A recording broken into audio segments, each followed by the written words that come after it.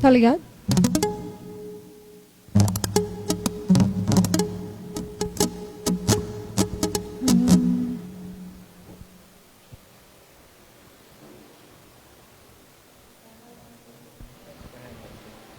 Som. Alô? Som.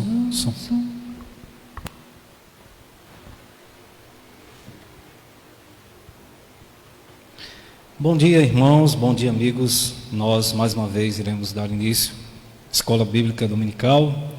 Na verdade, um culto ao Senhor nosso Deus. Lembrando que o ministro, ele liberou para as igrejas reunirem 25% da capacidade. E acredito que em breve, alguns irmãos estarão conosco aqui no templo.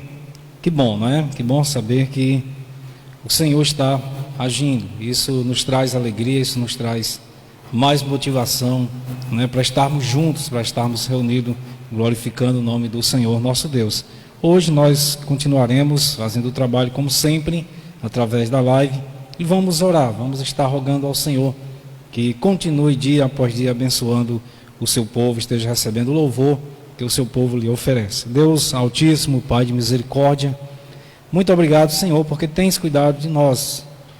Não tem nos tratado segundo o que somos, mas conforme a tua muita misericórdia, pois todos os dias, a cada manhã, a tua misericórdia tem se renovado em nosso viver. Nós queremos te agradecer pela oportunidade que temos de podermos louvar o teu nome, de reconhecer o Deus Todo-Poderoso que tu és, em forma de agradecimento pelo que tens feito para com cada um de nós. Abençoa todos os amados irmãos que estão em casa, os amigos que também passam a nos acompanhar através desse momento, e que a tua palavra, Senhor, seja o centro, que o Senhor Jesus, o Todo-Poderoso, venha ser de fato aquele que a cada dia tens nos motivado para estarmos realizando a tua obra. Em nome de Cristo, teu Filho, nós te oramos. Amém.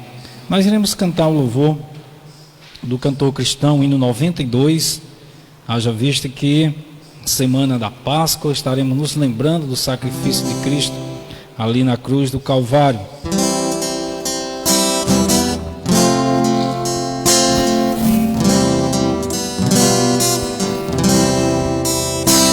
Morri na cruz por ti, morri pra te livrar. Meu sangue se vertiu, posso te salvar. Morri na cruz por ti, que fazes tu por mim.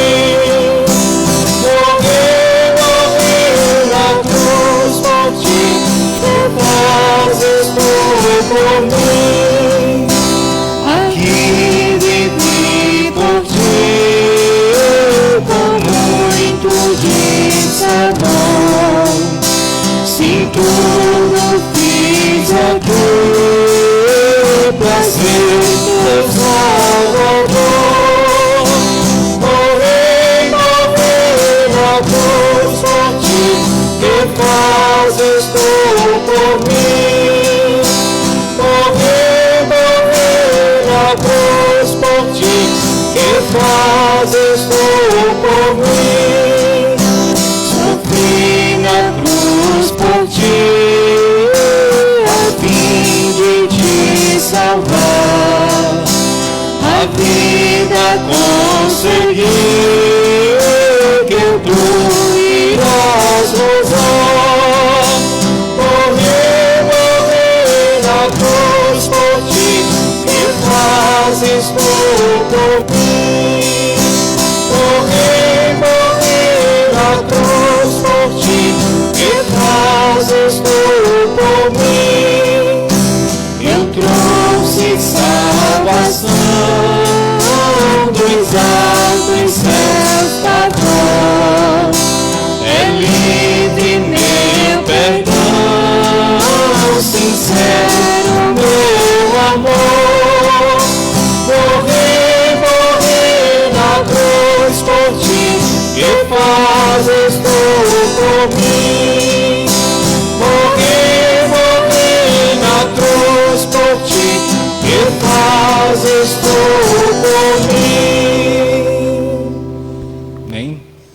Ainda com os hinários abertos, nós iremos cantar o hino 376.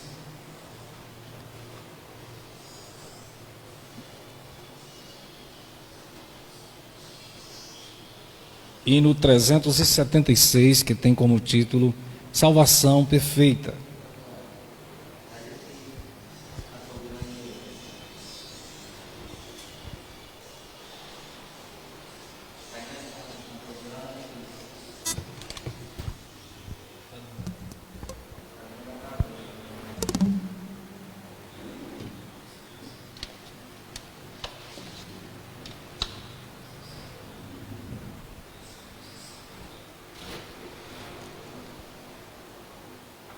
A letra desse louvor, ele começa dizendo que livres do medo temos ficado. Cristo morreu levando o pecado. Acredito que o que mais tem afligido, apesar de o povo não reconhecer, mas a morte tem afligido as pessoas, o desespero por não saber para onde vão. E o crente, ele é livre desse medo, porque Jesus Cristo morreu na cruz, levando os nossos pecados, nos garantindo a vida eterna.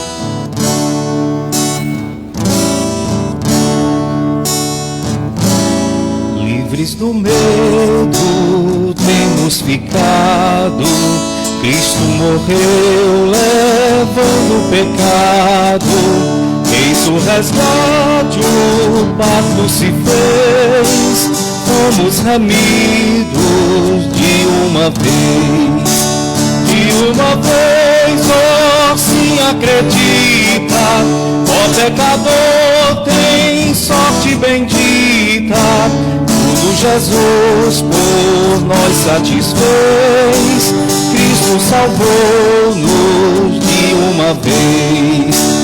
Ao malfeitor que a pena merece, vida e perdão Jesus oferece. Clama por graça com avidez, Cristo te acolhe de uma vez. De uma vez, ó, se acredita, ó pecador tem sorte bendita.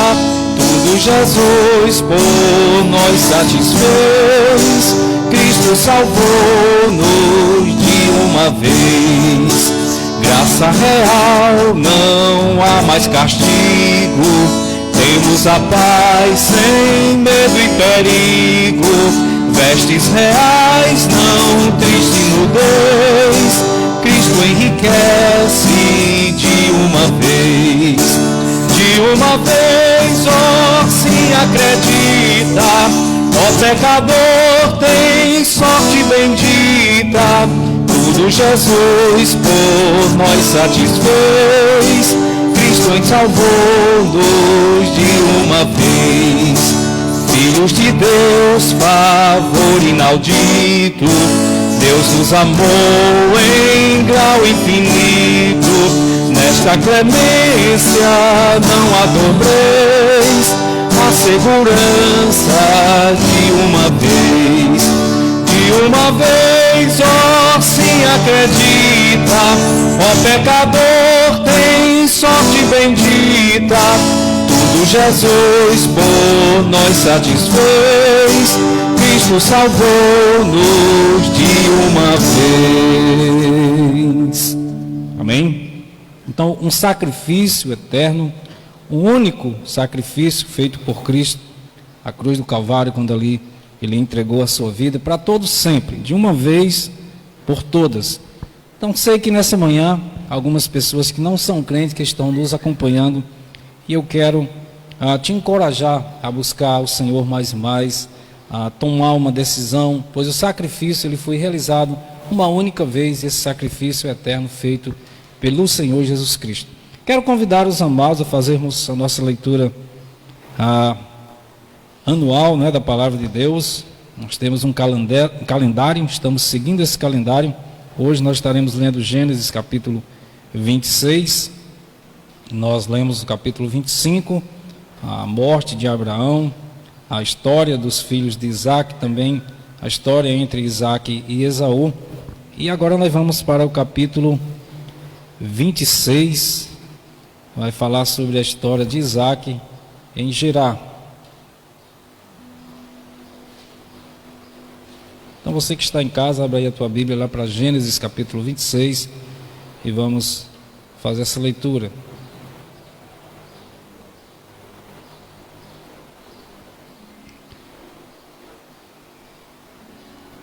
Houve fome naquela terra, como tinha acontecido no tempo de Abraão. Por isso Isaac foi para Gerar, onde Abimeleque era rei dos filisteus.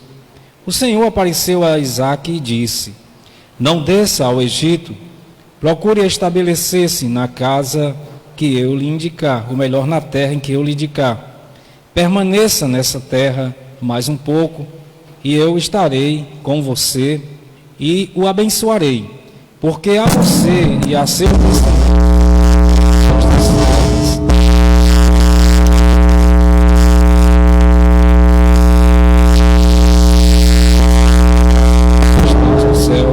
lhes darei todas estas terras, e por meio de sua descendência todos os povos da terra serão abençoados, porque Abraão me obedeceu, guardou os meus preceitos e os meus mandamentos, e também os meus decretos e as minhas leis.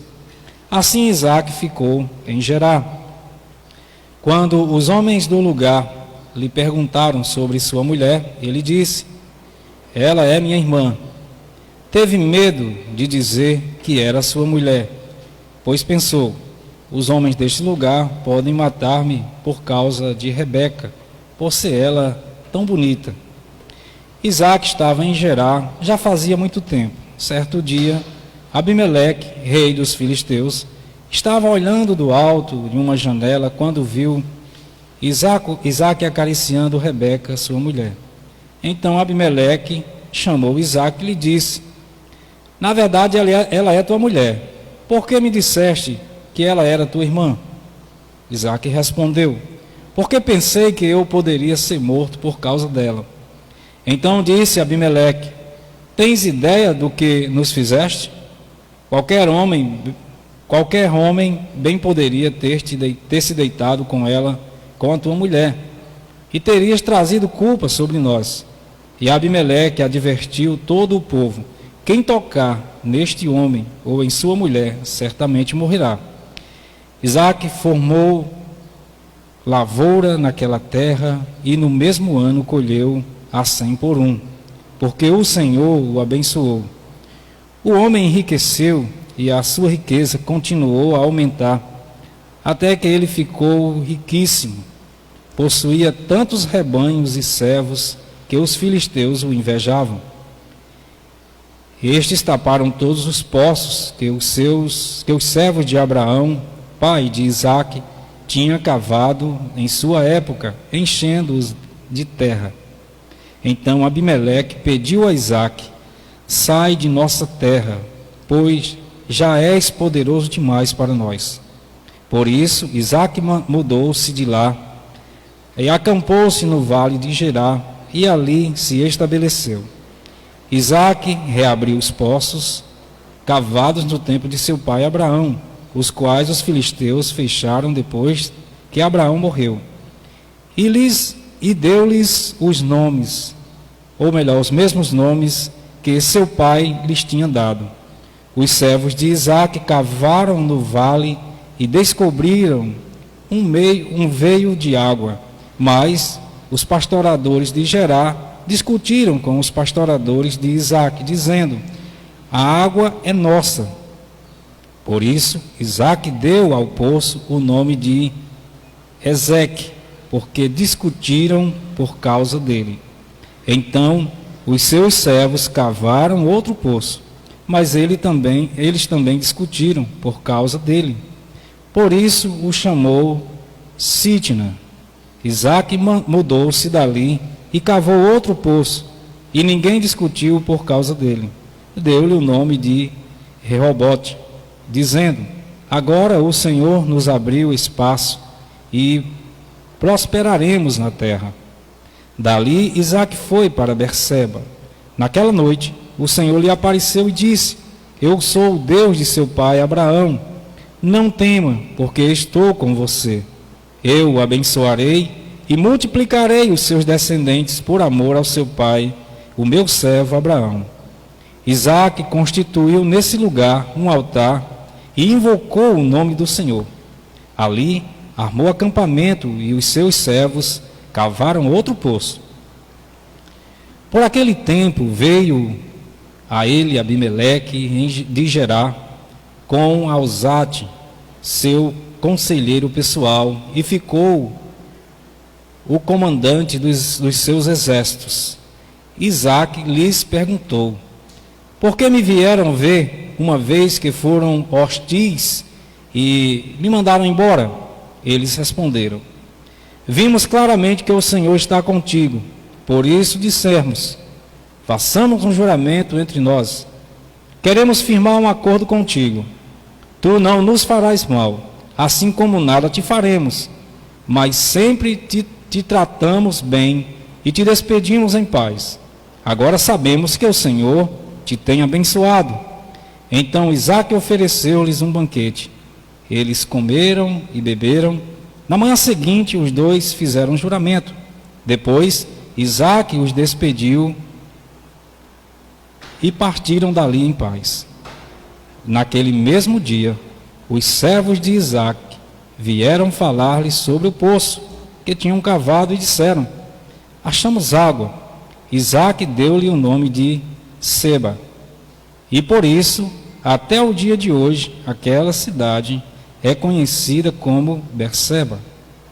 Tinha Esaú 40 anos de idade quando escolheu por mulher a Judite, filha de Beeri, o Hitita, e também a Besemate, filha de Elon, o Hitita. Elas amarguraram a vida de Isaque e de Rebeca. Então esse é o final dessa história sobre a vida de Isaque quando estava ali naquela cidade.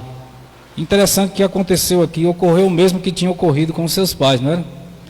Ele disse que era irmão de Rebeca, quando na verdade era casado com ela. Interessante a história. Então nós iremos mais uma vez cantar mais um louvor que tem como título Digno És.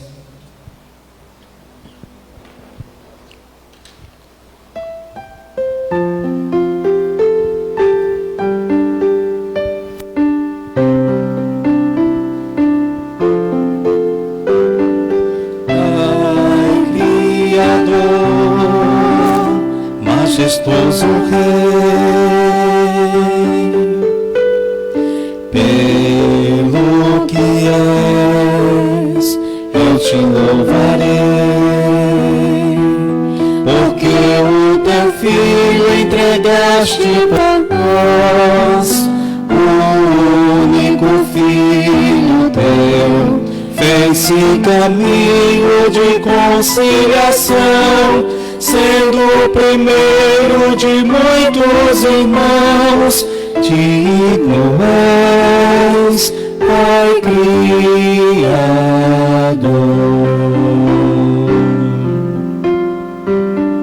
Cristo Senhor, poderoso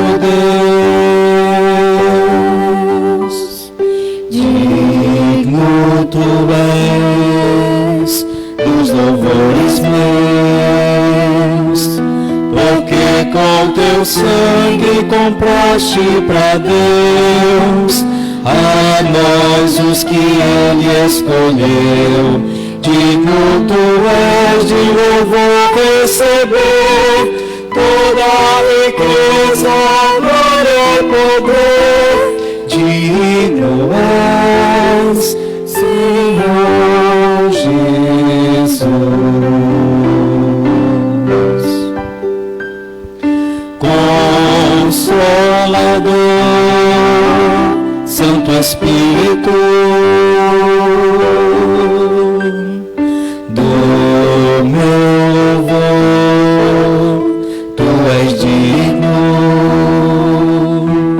porque nosso nossos passos, guiaste a luz, fizeste-nos vir à cruz, enches a vida de amor e razão, faz-nos brilhar em meio à escuridão. Digno és, Espírito,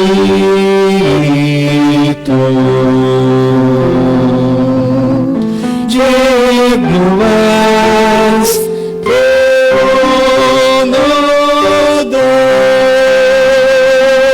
Deus, digno és, trono,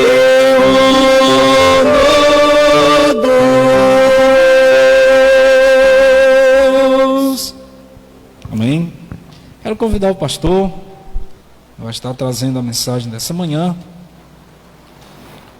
Estaremos juntos, aprendendo um pouco mais da palavra do Senhor nosso Deus, né? O pastor tem a palavra.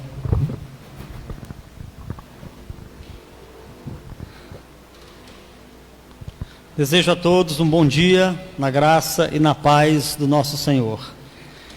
Quero agradecer desde então aos irmãos que já estão conosco, nos acompanhando aí na transmissão através da página no Facebook. Deus possa abençoar os amados irmãos em seus lares e que nesta manhã, mais uma vez, Ele venha falar ao nosso coração. Em 2004, os filmes mais prudentes a respeito da história de Cristo. A Paixão de Cristo, The Passion, né, em inglês. E naquele momento, o filme ele contava as últimas 12 horas de vida de Jesus Cristo. Foi considerado um dos filmes mais brutais, cruéis e violentos já produzidos sobre a história da redenção. Muito criticado pelo fato de que não expunha doutrina ou as principais lições a respeito do que Cristo ensinou. Muito criticado por ter sido produzido numa língua morta. Foi produzido em um idioma que já não é mais falado, mas uma das produções que levou o mundo a pensar sobre o preço da redenção. Na época, estudando sobre o filme, pesquisando sobre o assunto, eu cheguei a produzir um trabalho científico a respeito do filme, trabalhando a sua teologia, a história e também porque o diretor decidiu produzir exatamente essa parte da história da redenção. Para quem não sabe, Mel Gibson ele é um católico tradicionalista, um católico que acredita que o catolicismo ele é genuíno até o Concílio Vaticano II. A partir daí o catolicismo perdeu muito da sua essência. Como um católico tradicionalista, ele tem em sua residência uma capela em que todos os dias, antes de qualquer atividade, ele participa de uma missa ainda em latim. Ele acredita que a missa ainda deve ser realizada em latim e não na língua vernacular de cada país ou região. E Gibson, no momento, ele estava enfrentando um dos grandes dilemas da sua vida, enfrentando o divórcio, coisa que para ele era algo absurdo pelo fato de ser um católico tradicionalista. Não é considerado, ele não acredita em divórcio, recasamento, então para ele foi algo muito difícil. E ainda mais ele estava lidando com problemas, além de familiares, também problemas que envolvia vício com droga, alcoolismo, e enfrentava um problema seríssimo quanto à sua fé. E nesse momento ele decide gravar esse filme, que ele bancou do seu próprio bolso, pelo fato de que a produção foi considerada para os grandes estúdios algo que não teria nenhum valor monetário, e também dado a ideia de que não havia nada a ser produzido que interessasse o público, além ali das suas últimas horas de vida. Então ele banca o filme no seu próprio bolso. O filme custou $30 milhões, e só na primeira semana de exibição nos Estados Unidos arrecadou 250 milhões de dólares, 220 milhões a mais do que ele havia investido na obra cinematográfica. O filme ele tem toda uma composição de pessoas da mesma ordem fé de Gibson. O ator que produziu ou que interpretou Jesus Cristo também é um católico tradicionalista. O Fitzgerald, que é o produtor do filme, ele também é um católico tradicionalista, e produziram uma das melhores obras já vistas sobre a história da redenção. Todos os filmes produzidos antes de The Passion, a Paixão de Cristo, todos os filmes têm um cunho político muito forte, e grande parte desses filmes ou enfatiza a divindade de Cristo, minimizando a humanidade dele, e dessa forma aleijando o personagem, ou eles enfatizam a humanidade de Cristo, minimizando a divindade, e isso também aleja o personagem, descaracterizando completamente o personagem. Várias obras foram produzidas sobre Jesus, obras que nesse período são assistidas, e as pessoas gostam de reunir em família para assistir essas produções. The Passion foi uma das obras mais polêmicas já produzidas sobre o personagem. Além dessa obra, tem uma outra obra cinematográfica que foi proibida em 122 países, que é conhecido como A Última Tentação de Cristo. É uma obra que trabalha um Jesus Cristo completamente perturbado com seus desejos carnais, completamente perturbado com seu libido muito forte. Nessa obra ele casa com Maria Madalena, tem 5 filhos. Ele desce da cruz do Calvário, provando que é o Filho de Deus. É uma obra bastante perturbadora. Quem já assistiu essa película percebe o quanto Cristo ele luta com seus desejos carnais e pecaminosos. Um filme considerado um absurdo, dado ao Filho de Deus, não apenas como homem, mas como divino. E foi proibido em 122 países. Filmes como esse ganharam salas de cinema pelo mundo inteiro. Eu diria que A Paixão de Cristo e Mel Gibson é apenas uma amostra do que aconteceu. É apenas uma amostra do sacrifício que ele realizou. Foi perguntado a Gibson em uma entrevista dada sobre o filme por que ele decidiu fazer A Paixão de Cristo, e por que ele tratou de uma forma tão brutal, tão violenta, ao ponto de causar ânsia, de vômito, e pessoas não terem coragem de assistir essa obra. E a resposta dele foi bastante contundente também. Ele falou: é muito simples, é só entrar em uma igreja católica, ou então você fazer uma visita a um bom católico, e você vai ver na casa dele um crucifixo, com um Cristo ali pregado na cruz, com apenas algumas gotas de sangue ali no corpo daquela imagem, um Cristo completamente sem qualquer aspecto de redenção, e aquela imagem ela não reflete o real valor pago pelos nossos pecados. E a ideia de produzir esta obra foi exatamente chocar o mundo com o preço pago. Quanto custou a redenção? Quanto custou o preço que ele pagou? E aí esta obra ela ganhou o mundo inteiro, e ninguém acreditava que seria possível a paixão de Cristo, a história da redenção, se tornar manchete de notícias no mundo todo. E então nós temos podemos presenciar naquele momento o mundo todo falando sobre o preço da redenção. E a ideia era expor, de forma mais realista possível, quanto custou o preço da redenção.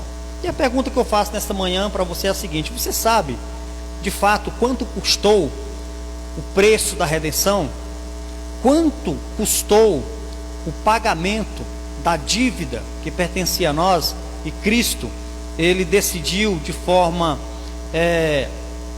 graciosa pagar o preço das nossas ofensas. De fato, nós sabemos quanto custou o sacrifício dele na cruz do Calvário. De fato, você entende o que seria uma crucificação. De fato, você entende os ritos que uma crucificação ela impunha a um criminoso. Será se de fato nós temos uma noção da percepção, uma percepção clara de quanto custou o preço pago por minha salvação e por sua salvação? Questões que podemos levantar neste período. De fato, como disse Gibson, e eu concordo com ele, nos nossos dias nós não sabemos quanto custou o preço que Cristo pagou por nossa redenção. Nesse período, nós encontramos familiares reunidos em seus lares, realizando uma grande ceia, uma festa, comemorando aí este momento com barris de vinho, se embriagando, com o pretexto de que foi a bebida que Cristo tomou na última ceia, e aí comemorando esse momento com uma grande ceia, uma grande festa em família, comemorando aí com trocas de presente, enfim, são várias questões que poderiam ser colocadas, mas de fato tudo isso não reflete o preço da redenção, não reflete o quanto custou Cristo dar a vida dele por mim e por você. E nesta manhã eu quero trabalhar pelo menos aqui 2 elementos da expiação, 2 elementos que fazem parte da história da salvação, da história que levou Cristo a entregar o seu corpo, a ser flagelado, mutilado, completamente desfigurado pelo processo de sofrimento que ele passou, para então pagar o preço dos nossos pecados.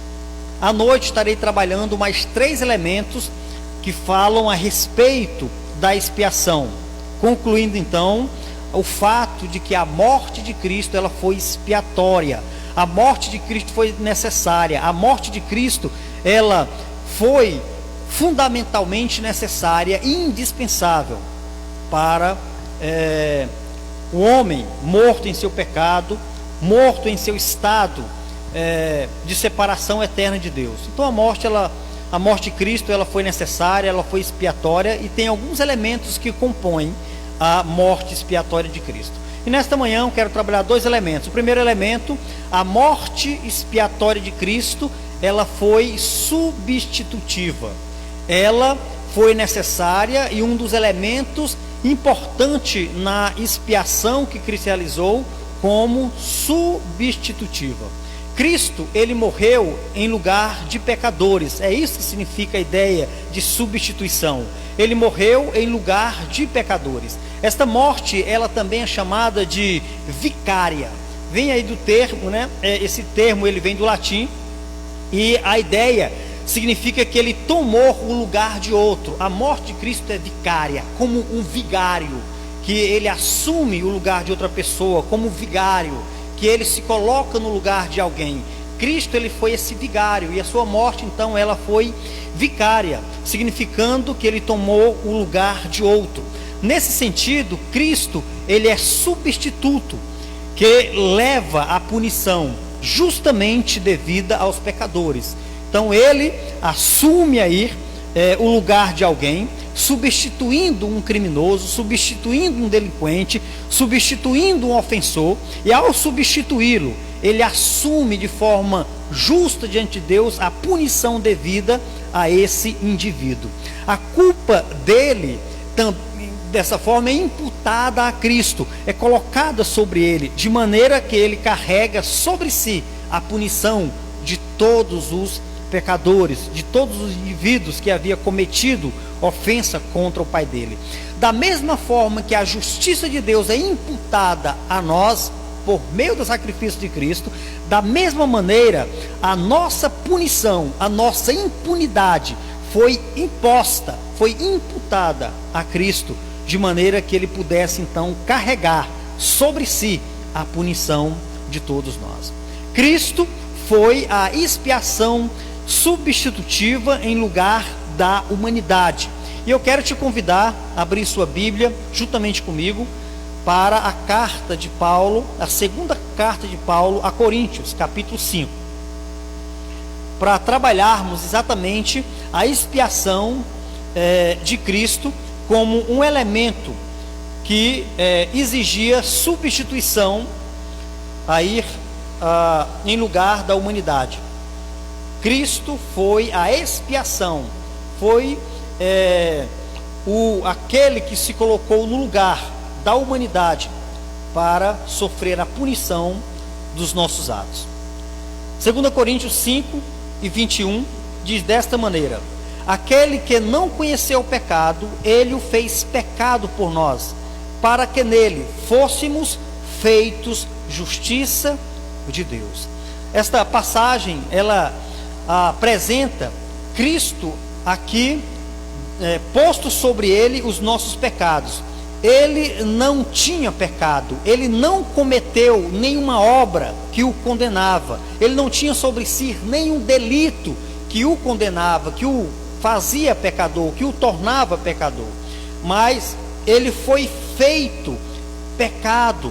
A expressão é muito interessante aqui, ele o fez pecado. A ideia aqui é que foi colocado sobre ele um ato que não lhe pertencia, uma obra que não lhe pertencia. Então ele foi feito pecado por nós, para que através então desse ato, dessa imputação, desse ato entregue a ele, desse pecado entregue a ele, imposto a ele, melhor dizendo, pudéssemos então receber de Deus a justiça por meio da obra de Cristo.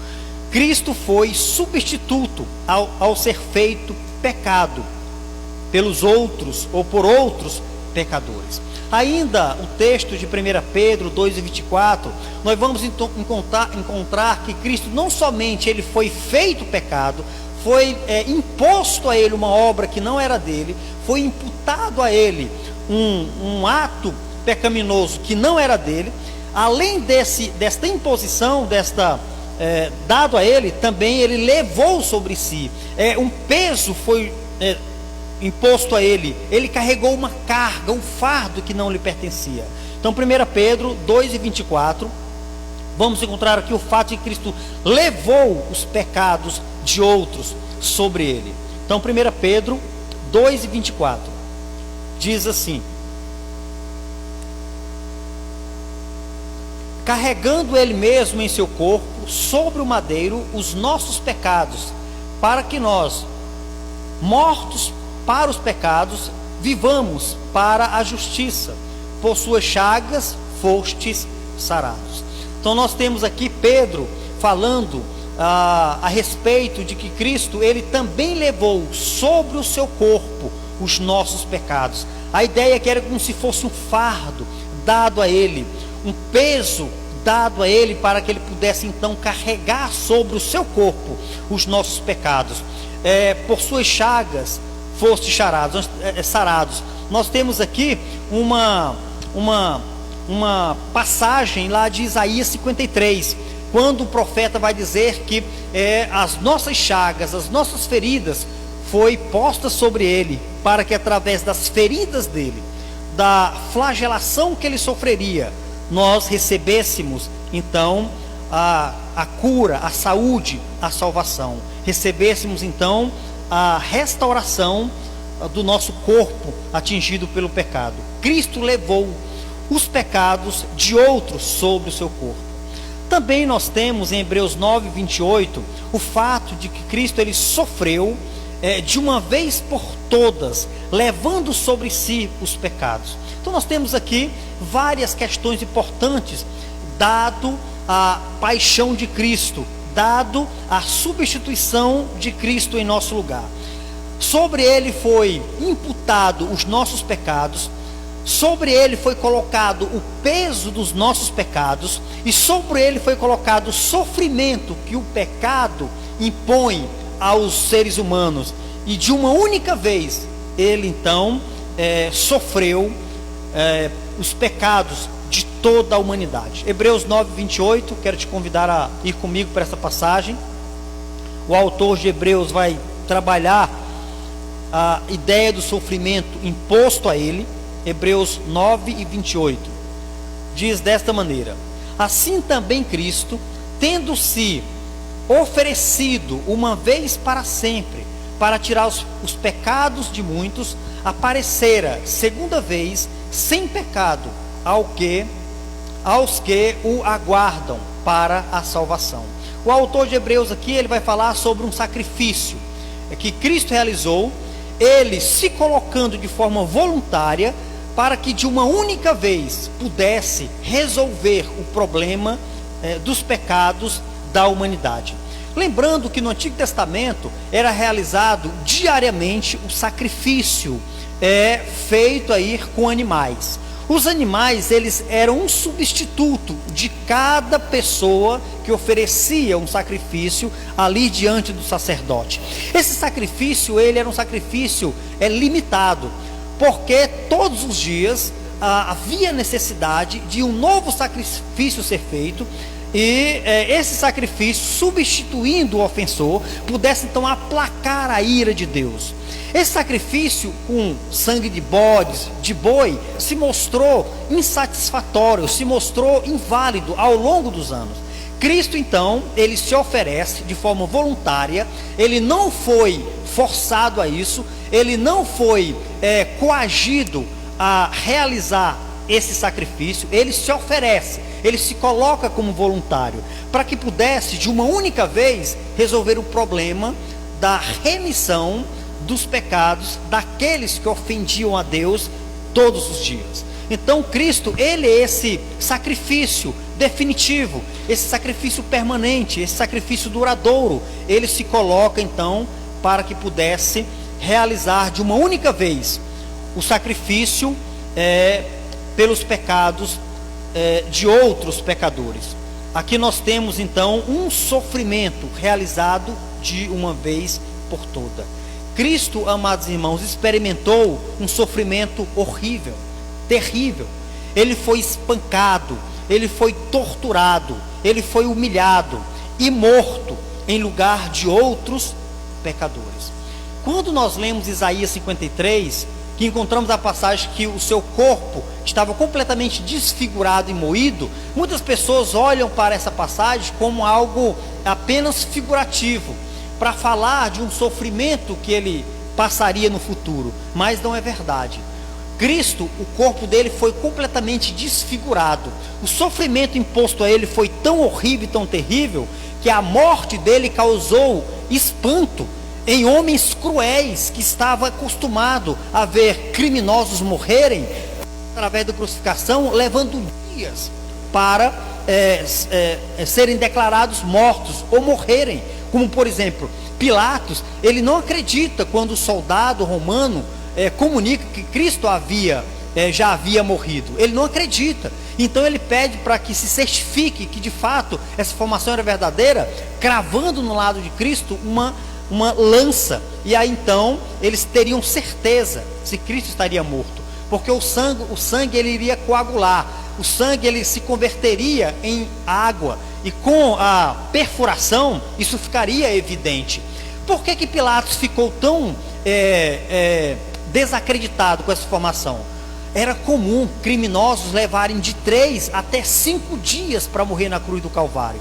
Era um sofrimento doloroso, uma morte dolorosa, que levava o criminoso a morrer por asfixia. Então, quando ele não tinha mais força de se levantar e erguer o corpo, os pulmões eram comprimidos com o seu corpo, e aí o criminoso ele morria por falta de ar, por asfixia. E não foi o que aconteceu com Jesus Cristo. O sofrimento foi tão intenso que o seu corpo foi completamente esvaído de sangue, de forças, por causa da flagelação que ele passou. O seu corpo estava completamente desfigurado. Olhavam para ele e não contemplavam beleza, não pelo fato de que Cristo era aparentemente belo, era pelo fato da desfiguração humana em seu corpo. Não havia beleza que pudesse ser contemplada nele. Foi uma flagelação sem precedente. Cristo morreu de forma brutal, violenta. Lembrando que a crucificação era um recado dado pelo Estado romano para a população. Até então era a morte mais cruel imposta a um criminoso. A flagelação, a morte de cruz não era simplesmente após o decreto ser dado e o criminoso ser conduzido à cruz para ser crucificado. Não era assim que funcionava. O criminoso, ele era imposto, antes da crucificação, uma surra.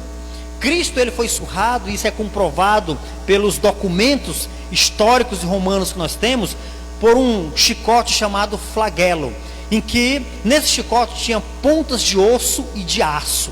Então imagine alguém ser surrado com um chicote dessa natureza. Cada parte do seu corpo tinha pedaços de carne arrancada. Então cada chicotada que o criminoso dava sobre o carrasco, impunha sobre o criminoso, quando ele puxava o chicote, pedaços de carne vinham nas pontas do osso e das pontas de aço que tinha naquele chicote. O corpo de Cristo ficou muito parecido com o corpo de um peixe, quando ele é feito, dado tiques, né, para quebrar ali as espinhas do peixe. Ele ficou completamente desfigurado, completamente esfacelado o seu corpo. E além da coroa que foi colocada no seu crânio, com espinhos aproximadamente desse tamanho, que foram encravados no seu cérebro. A cabeça de Cristo provavelmente ficou o tamanho do dobro da cabeça de um ser humano normal, por causa da inchação, porque o cérebro, ele é muito sensível. Agora imagina a dificuldade de raciocinar, a dificuldade de pensar, a cabeça inchada, sangrando, espinhos encravados no seu cérebro. Foi algo terrível imposto sobre ele. Além da Via Crucis, que era desde do palácio de Pilatos como governador até o local onde ele seria crucificado. Durante a caminhada, a população, ela apedrejava o criminoso, cuspia, chutavam, chicoteavam, além dos soldados que durante toda a caminhada impunham a flagelação através de chicotadas, de empurrões ao criminoso. Foi algo terrível imposto sobre Cristo. Ao chegar na cruz ali para ser crucificado, o criminoso, ele era despido, ele não era crucificado com roupas. Era uma vergonha que ele deveria passar diante de toda a população que contemplava ele. O filme de Gibson tirou essa cena. 70 advogados judeus entraram com ação judicial para que Gibson tirasse 2 cenas do seu filme. Uma das cenas foi essa: Cristo, ele seria crucificado completamente desnudo, como de fato foi. E uma outra cena que o filme retirou foi a cena em que os judeus gritavam: caia sobre nós e nossos filhos o seu sangue. Está lá nos evangelhos, como uma forma de assumir a responsabilidade por seus atos. Então esses advogados judeus entraram com uma ação judicial, pedindo a justiça americana que impedisse Gibson de colocar no filme essas 2 cenas. Então Gibson foi obrigado a tirar do seu filme essas 2 cenas que não vemos ali na película. Mas o criminoso, ele era exposto a uma vergonha sem precedente, um sofrimento sem precedente. Então ele era despido, e depois de despido, ele era obrigado a se arrastar até a cruz, onde ele seria então ali pregado pelos carrascos, que iria então concluir o trabalho, de flagelação. Não foi algo bonito a crucificação de Cristo, não foi algo agradável. Depois da crucificação só tinha uma outra morte tão cruel quanto esta, que era a empalação. A empalação era uma estaca de madeira introduzida no corpo de um homem, e depois de introduzida, os carrascos, eles não eram médicos, mas eram especialistas em flagelação. Eles sabiam exatamente como encravar uma estaca no corpo de um homem que atravessava de um lado para o outro sem matá-lo. E depois de encravar essa estaca, ele era pregado nessa estaca, empendurado durante dias, e todos passavam ali, ele estava empendurado numa estaca. Depois da crucificação, foi esse tipo de morte que Roma também impôs ali os seus criminosos. Não foi algo bonito, é algo terrível que Cristo enfrentou. Então, amado irmão e amigo que você está me ouvindo nesta manhã, a morte de Cristo não foi algo bonito, agradável, não foi um espetáculo de um picadeiro, onde as pessoas iam ali para ver algo grandioso acontecendo. Foi algo brutal, desumano, que foi imposto sobre Cristo e sobre os criminosos que eram condenados à morte de cruz. Cristo experimentou o sofrimento mais terrível e horrível que um ser humano poderia enfrentar, sendo espancado, torturado, humilhado, e o seu corpo foi completamente esfacelado, dado o preço que ele teria que pagar. Eu quero te convidar a abrir sua Bíblia comigo mais uma vez para Isaías 53. Isaías 53. Do versículo 4 ao versículo 6. Isaías 53, do 4 ao 6, diz desta maneira: certamente ele tomou sobre si as nossas enfermidades e as nossas dores, levou sobre si, e nós o reputávamos por aflito, ferido de Deus e oprimido. Mas ele foi transpassado pelas nossas transgressões e moído pelas nossas iniquidades. O castigo que nos traz a paz estava sobre ele, e pelas suas pisaduras fomos sarados. Todos nós andávamos desgarrados como ovelhas, cada um se desviava pelo caminho, mas o Senhor fez cair sobre ele a iniquidade de nós todos. E aí continua: foi oprimido, humilhado, não abriu sua boca, como o cordeiro foi levado ao matadouro, como ovelha muda perante os seus tosqueadores, e ele não abriu a sua boca. E continua falando sobre a flagelação que ele sofreu. O filme de Mel Gibson começa exatamente com essa citação de Isaías 53, mostrando aí um ponto histórico do sofrimento de Cristo com a profecia de Isaías 53. E a partir daí nós vamos ter 2 horas e 20 minutos de flagelação, de brutalidade, de agressão, de hostilidade contra Jesus Cristo. Um filme muito forte, mas eu diria que é apenas um aperitivo daquilo que Cristo sofreu na verdade. Então nós temos aqui, irmãos, Cristo como substituto, como aquele que de forma substitutiva tomou o lugar de outro, uma morte vicária, no sentido de que ele substituiu e assumiu a punição justa devida a outros pecadores.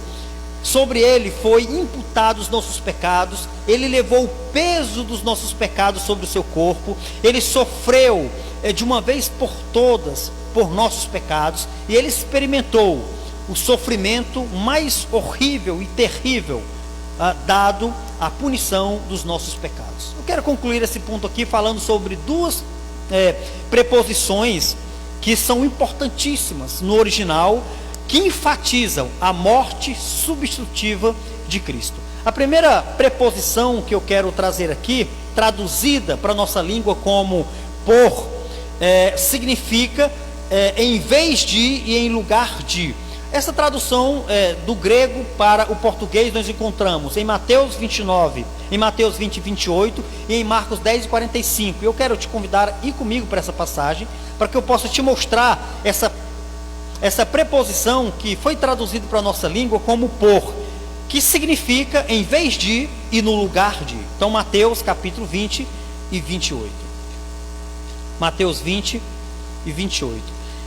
Nós temos aqui uma argumentação dentro da questão gramatical, é a questão gramatical da língua grega, que foi utilizada pelos apóstolos, pelos autores do Novo Testamento, quando estavam falando sobre o sacrifício de Cristo, sobre a morte expiatória dele. Então Mateus 20, 28 diz assim, 20 e 28, tal como o Filho do Homem, que não veio para ser servido, mas para servir e dar a sua vida em resgate por muitos. É dessa preposição que eu estou falando, por. Essa preposição no original, ela significa em vez de e no lugar de, apontando, indicando de que Cristo, ele tomou o lugar de alguém, ele assumiu o lugar de alguém, ele se colocou no lugar de alguém. Então esta preposição por ela indica que Cristo, ele assumiu o lugar de uma pessoa, ele tomou o lugar de alguém, ele veio não para ser servido, mas para servir e em resgate dar a vida por muitos. Então esta é a primeira preposição, por. Essa mesma preposição, ela ocorre novamente em Marcos capítulo 10 e versículo 45.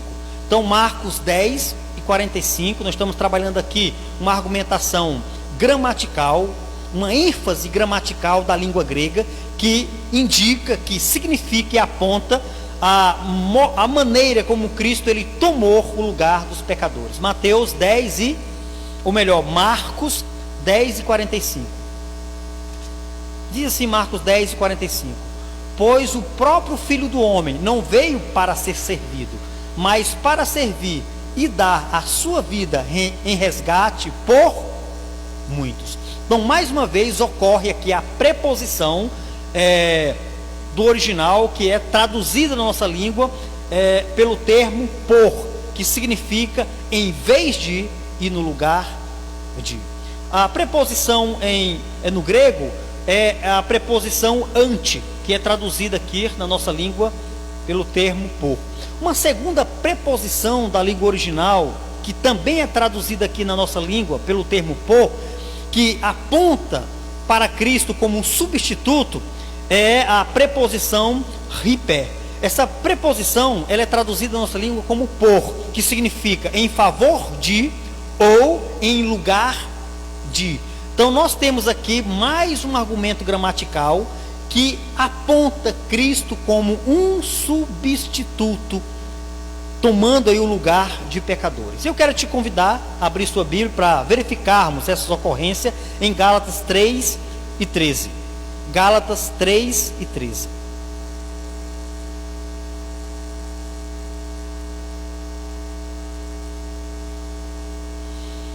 Diz assim: Cristo nos resgatou da maldição da lei, fazendo-se Ele próprio maldição em nosso lugar, porque está escrito: maldito todo aquele que for pendurado no madeiro.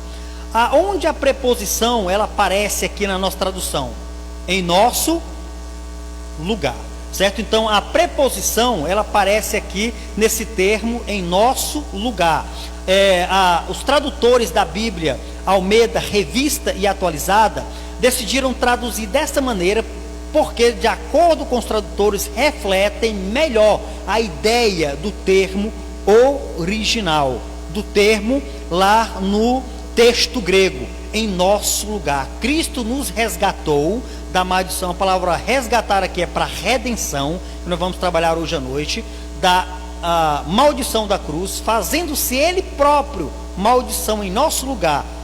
Maldito todo aquele que for pendurado no madeiro. Então nós temos aqui uma ocorrência dessa preposição ripé, que significa em favor de ou em lugar de pecadores. Uma outra ocorrência está em 1 Timóteo 2 e 6. Quero te convidar a ir comigo para essa passagem, 1 Timóteo 2 e 6, onde nós temos mais uma ocorrência desse termo que aponta para Cristo como um substituto de alguém. 2 e 6 de 1 Timóteo: o qual a si mesmo se deu em resgate por todos, testemunho que se deve prestar em tempos oportunos. A preposição ripé aparece aqui na tradução, na nossa língua, por. Então é a tradução que aponta para Cristo assumindo o lugar de alguém, em favor de alguém, ou em lugar de pecadores. Tem outras ocorrências que eu quero citar, você pode conferir em casa, que é 2 Coríntios 5 e 21 e 1 Pedro 3 e 18. Então a morte de Cristo, ela foi em primeiro momento aqui substitutiva, foi necessária. A morte expiatória de Cristo foi necessária, a morte vicária de Cristo foi necessária, e vários elementos compõem essa morte expiatória de Cristo. E o primeiro elemento que nós encontramos aqui é a morte substitutiva de Cristo. Ele tomou o lugar de pecadores. A ênfase, amados irmãos, da substituição está no fato de que, através da morte de Cristo, as justas demandas de Deus, ou as exigências de Deus, foram satisfeitas. Cristo, ele exigia um sacrifício. Melhor, Deus exigia um sacrifício. Ele exigia uma punição pelas ofensas, pelos pecados cometidos. E quando Cristo, ele se coloca no lugar de alguém e ele paga o preço desse pecado, dessa ofensa, então as exigências de Deus por conta do pecado, as demandas de Deus por conta do pecado, são completamente satisfeitas. A ira de Deus é aplacada e ele então se satisfaz com esse pagamento realizado por Cristo. Eu quero concluir nesta manhã falando aqui de um segundo elemento, que é a redenção. A palavra redenção no original significa comprar em um mercado.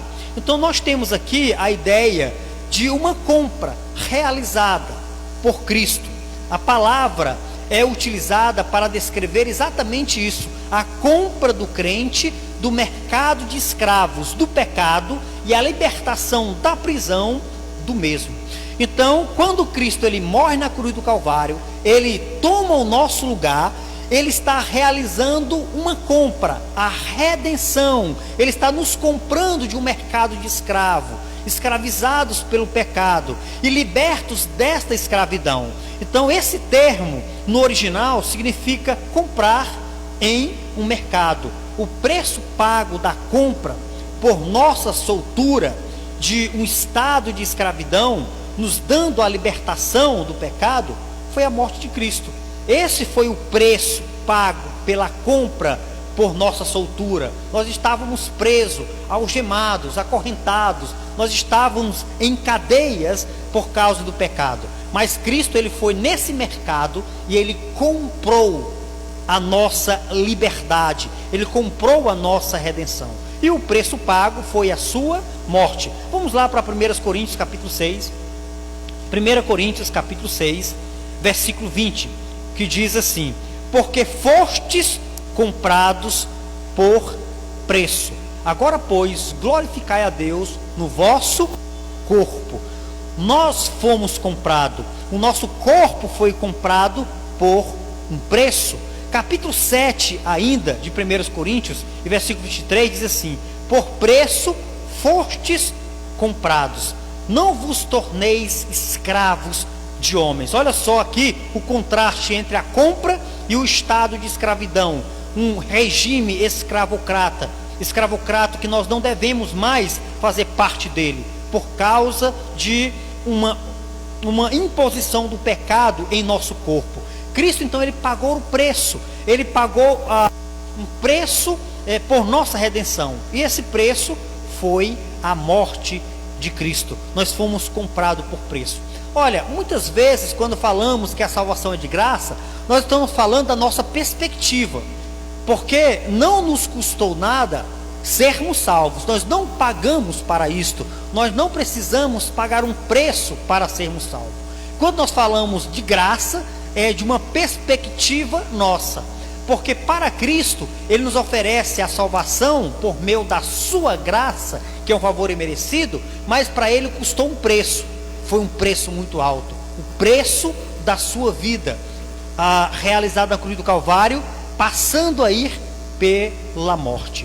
Ainda em Apocalipse 5 e 9, eu quero te convidar a abrir comigo essa passagem, Apocalipse 5 e 9, que diz assim: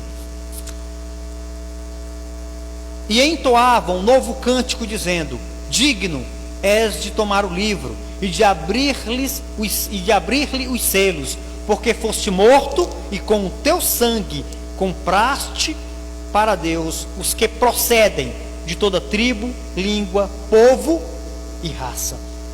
Cristo, ele nos comprou, e ele comprou pessoas de todas as tribos, línguas, povos, raças, nações. Fomos comprados por um preço de sangue. Cristo então ele pagou esse preço através da sua morte na cruz do Calvário. Eu quero que você leia comigo ainda Apocalipse 14 e versículo 3, que diz assim, 14 e 3: entoavam novo cântico diante do trono, diante dos 4 seres viventes e dos anciãos. E ninguém pôde aprender o cântico, senão os 144 mil que foram comprados da terra. Então nós temos aqui mais uma vez o fato de que os salvos, os redimidos, eles foram comprados por um preço, que é o preço que Cristo pagou através do seu sangue na cruz do Calvário. Cristo, ele nos redimiu e nos comprou com o seu sangue. Essa redenção que Cristo realizou por nós foi para nos resgatar da maldição da lei, da escravidão da lei e da condenação da lei. Então nós fomos redimidos de quê? Nós fomos resgatados, comprados, redimidos da maldição que a lei impunha sobre nós, da escravidão que a lei impunha sobre nós e da condenação da lei também imposta sobre nós. E eu quero ler a passagem de Gálatas, capítulo 3, que fala exatamente desta obra realizada por Cristo. Atos 3 e 13. Diz assim: Cristo nos resgatou da maldição da lei, fazendo-se ele próprio maldição em nosso lugar, porque está escrito: maldito todo aquele que for pendurado em um madeiro. Então a redenção de Cristo, ela nos retirou, nos salvou da maldição da lei. A lei, ela nos escraviza, a lei, ela nos torna escravos dela, e a lei, ela nos traz condenação. Todos que estão sob a lei são malditos, porque a partir do momento que ela não é cumprida, ela impõe a nós uma punição, ela impõe a nós um preço a ser pago, um preço que deve ser requerido pela justiça. E justiça não é graça, justiça é o preço que nós devemos pagar por nossos atos. Nós encontramos isso em Tiago 2 e 10. Olha só o que diz Tiago 2 e 10. Muito interessante essa passagem de Tiago 2 e 10 sobre as consequências dos nossos pecados mediante a lei. Tiago 2 e 10 diz assim: pois qualquer que guardar toda a lei, mas tropeça em um só ponto, se torna culpado de todos. Então nós temos aqui Tiago falando de que a lei, ela impõe sobre nós um castigo, uma punição por nossos atos que quebram esses princípios. No versículo 11 ele dá um exemplo, ele diz assim no versículo 11: porquanto aquele que diz não adulterarás, também ordena não matarás. Ora, se não adulteras, porém matas, vem a ser transgressor da lei. Então ele dá um exemplo aqui: eu não sou adúltero, tudo bem, eu não tenho nenhuma punição a pagar diante disso, mas se eu quebro outro princípio, ele cita aqui o assassinato como um exemplo, eu me torno então culpado de toda a lei, ou seja, todo o peso da lei recairá sobre mim. Foi o que Cristo fez. Ele nos livrou dessa maldição, ele nos livrou dessa condenação, ele nos livrou dessa escravidão da lei imposta sobre aqueles que estão debaixo da lei. A redenção, ela nos alcança nesse estágio. Uma maldição, ela repousa sobre todo aquele que não cumpre a lei, e Cristo nos resgatou desta maldição. Um outro termo no original, irmãos, traduzido aqui para redenção, é o termo remi, que significa obter soltura através do pagamento de um preço. E nós encontramos essa ocorrência em Lucas 24 e 21. Eu quero te convidar a ler comigo. Por que esse termo é importante, irmão?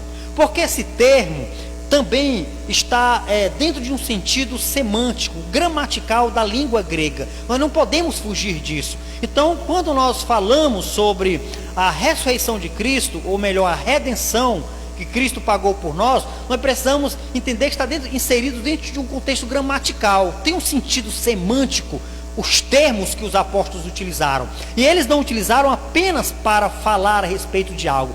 Eles queriam nos passar uma mensagem, um sentido impresso ali naquele termo. Então nós encontramos esse termo que foi traduzido original aqui para a nossa língua, remi, significando exatamente o seguinte: obter soltura através do pagamento de um preço. Lucas 24 e 21. Leia comigo Lucas 24 e 21. Diz assim: ora, nós esperávamos que fosse ele quem havia de redimir a Israel. Mas depois de tudo isso, é já este o terceiro dia que tais coisas sucederam. Nós temos aqui Jesus Cristo caminhando com 2 discípulos no caminho de Emaús. Eles estão contando a Jesus o que aconteceu com ele, pelo fato de que eles não haviam reconhecido Cristo. Estava Jesus ali conversando com os 2 discípulos, mas não tinham reconhecido ele. Estavam contando: olha, aconteceu isso, e nós esperávamos que esse homem fosse ele que iria redimir a Israel. A palavra aqui, redimir, literalmente significa obter soltura através do pagamento de um preço. Então poderíamos traduzir da seguinte forma aqui, olha: ora, nós esperávamos que fosse ele quem havia, deixa eu ver aqui, estou cego, né? Quem havia de obter soltura através do pagamento de um preço para Israel. Poderíamos ler desta maneira, porque é isso que o termo significa. Então, amados irmãos, nós encontramos em Lucas exatamente esse termo, remi, que explica a redenção como o pagamento de um preço. Cristo, ele pagou um preço por nós, e o preço que ele pagou foi o do seu sangue precioso. Em 1 Pedro 1,18 vai dizer que ele pagou a cédula que ele usou para fazer o pagamento, o valor monetário que ele usou para pagar o preço por nossa libertação foi o seu sangue. 1 Pedro 1,18 diz assim: sabendo que não foi mediante coisas corruptíveis, como prata ou ouro, que fostes resgatados do vosso fútil procedimento, que vossos pais vos legaram, mas pelo precioso sangue, como de cordeiro, sem defeito e sem mácula, o sangue de Cristo.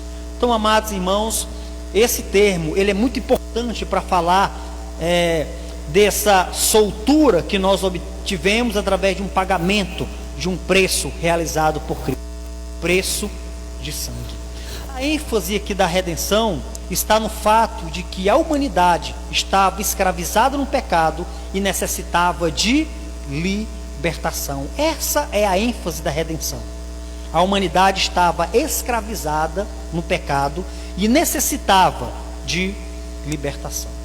2 elementos que nós vimos nesta manhã a respeito da morte expiatória de Cristo. O primeiro elemento foi a substituição. Cristo, ele tomou o nosso lugar como um vigário que assume o lugar de alguém, assumindo o posto de alguém e pagando o preço dos nossos pecados através da sua morte na cruz do Calvário. O outro termo que nós vimos nesta manhã foi redenção, um outro elemento importante para falar sobre a morte expiatória de Cristo. E a redenção foi exatamente a compra que Cristo efetuou, nos libertando da maldição da lei, da escravidão da lei, da condenação do pecado, e então usando aí um valor para pagar este preço que foi o seu sangue na cruz do Calvário. Amados irmãos, a expiação realizada por Cristo custou um preço muito alto, um preço que nós jamais podemos mensurar, um preço que está além da nossa compreensão. Jamais saberemos de fato o tamanho da dor e o grau dessa dor que ele sofreu em nosso lugar. Não somente o fato do preço em si que torna a expiação necessária, mas o modo como a expiação foi paga. O preço não não estou aqui dizendo que não tem valor, mas o alto custo, não somente pelo o fato do preço em si, mas o modo como esse preço foi pago. Isso é o que nos mostra a intensidade e o grau do sofrimento. Foi a forma mais cruel e brutal imposta a um ser humano. Ao efetuar a expiação, ele se pôs em nosso lugar, nos substituindo e assim nos comprou do mercado de escravos do pecado. Quero concluir nesta manhã, amados irmãos, pedindo para fazermos uma reflexão. Façamos uma reflexão sobre, de fato, esse preço pago por nós, que Cristo fez ali na cruz do Calvário. Muitas vezes, como cristãos, nós não temos a real sensibilidade do que foi isso. Assim como Mel Gibson, ali no filme A Paixão de Cristo, ele falando sobre a sua fé católica e falando sobre o crucifixo, que muitas vezes não reflete o real valor da redenção, e o fato de não termos essa percepção, nós nos tornamos insensíveis quanto a esse valor pago por nós. E quando nós ficamos expostos à crueldade, à brutalidade, ali jogado de forma visceral, diante da nossa percepção, o real valor da redenção, nós nos chocamos, nós nos impactamos, e muitas vezes nós não queremos nem contemplar a tamanha brutalidade que foi o preço pago por nossos pecados. Pensemos sobre isso. Como cristãos, precisamos de vez em quando reavaliar os nossos valores, reavaliar os nossos conceitos. De fato, como cristãos, estamos à altura do nosso chamado. Como Paulo diz, devemos viver de modo digno da vossa vocação, devemos viver de acordo com a dignidade do Evangelho, Filipenses 1:27. Muitas vezes, como cristãos, nós vivemos uma vida muito pacata, muito tranquila, muito ordeira, sem ter a real percepção desse preço pago por nós. E isso afeta a maneira como servimos a Cristo, isso afeta a maneira como nos comportamos, isso afeta a maneira como eu cuido da minha família, isso afeta a maneira como eu me relaciono com os irmãos, isso afeta a maneira como eu, como dispenseiro na obra de Cristo, estou servindo a Ele. Isso afeta de forma completa toda a nossa vida como cristão. Então precisamos refletir, pensar e ponderar sobre o sacrifício de Cristo realizado na cruz do Calvário. Eu coloquei lá no grupo da igreja algumas indicações de filmes que eu considero filmes bons para assistirmos e vermos de forma de imagem, perceptível, porque a imagem ela capta a nossa atenção, ela penetra a nossa mente, para termos uma noção de uma forma visual do que foi a história da redenção. Então eu indiquei alguns filmes que eu considero bons, são filmes que eu conheço, que eu estudei no meu trabalho científico, para ter uma noção e um apontamento da obra teológica realizada por Cristo, exposta no cinema. Então, se você tiver um tempinho, depois escolha um desses filmes para assistir e ter aí de forma visual um pouco da história da redenção, certo? E isso vai nos ajudar a ver de forma mais peculiar quanto custou o preço dos nossos pecados. Vamos orar. Bondoso e eterno Deus, muito obrigado nesta manhã, porque o Senhor nos permitiu mais uma vez ouvir a Tua palavra, a Tua mensagem. Deus, esses dias que nós estamos vivendo, chamado a Semana Santa, que fala a respeito da Tua última semana ali, antes da crucificação, desde segunda-feira até o primeiro dia da semana, cada dia o que o Senhor fez de forma peculiar, até cumprir toda a obra da salvação, quando o Senhor proclamou, está consumado ali na cruz do Calvário. Esses dias, Deus, muitas pessoas tiram para pensar, refletir, fazer uma reavaliação de sua vida, buscando aí, a partir de então, viver de forma mais piedosa. São os dias que nos fazem pensar.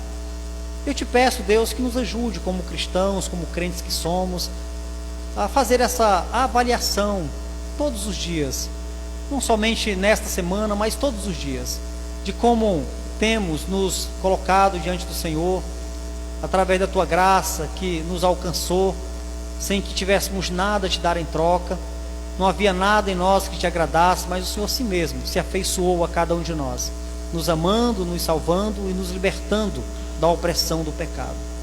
Então que esses dias, Deus, sejam dias de reflexão e nos faça pensar como temos procedido diante de Ti, como devemos Te servir melhor, o que devemos fazer de acordo com o Teu desejo, revelado a nós na Tua palavra, nesta terra, nesta vida que Te glorifica, até que o Senhor nos chame. Nos ajude a reavaliar todos esses valores, e assim, Deus, poder Te servir melhor, da maneira que Te agrada melhor, que Te glorifica melhor. Abençoa os irmãos que estão em casa, os ajuda nas suas convicções de fé, os auxilia, Deus, nas suas fragilidades. Abençoa cada família, cada criança, cada jovem, cada adolescente. Esta, Deus, é a minha oração, que o Senhor possa nos ajudar e fazer por nós o que ninguém mais neste mundo é capaz de fazer. E eu Te oro em nome do Teu Filho Jesus. Amém. Irmão Josué? Quero agradecer os amados irmãos mais uma vez, que estiveram conosco até aqui. Logo mais às 19 horas estaremos mais uma vez reunidos, trabalhando um pouquinho mais sobre esse tema da expiação, à noite, a partir das 19 horas. Esteja orando, que Deus nos abençoe até lá. Compartilhe o link com outras pessoas, com os amigos, familiares, e assim a Igreja Batista de Icó estará alcançando outras vidas também. Deus abençoe, tenha um bom dia e até lá, se Deus assim nos permitir.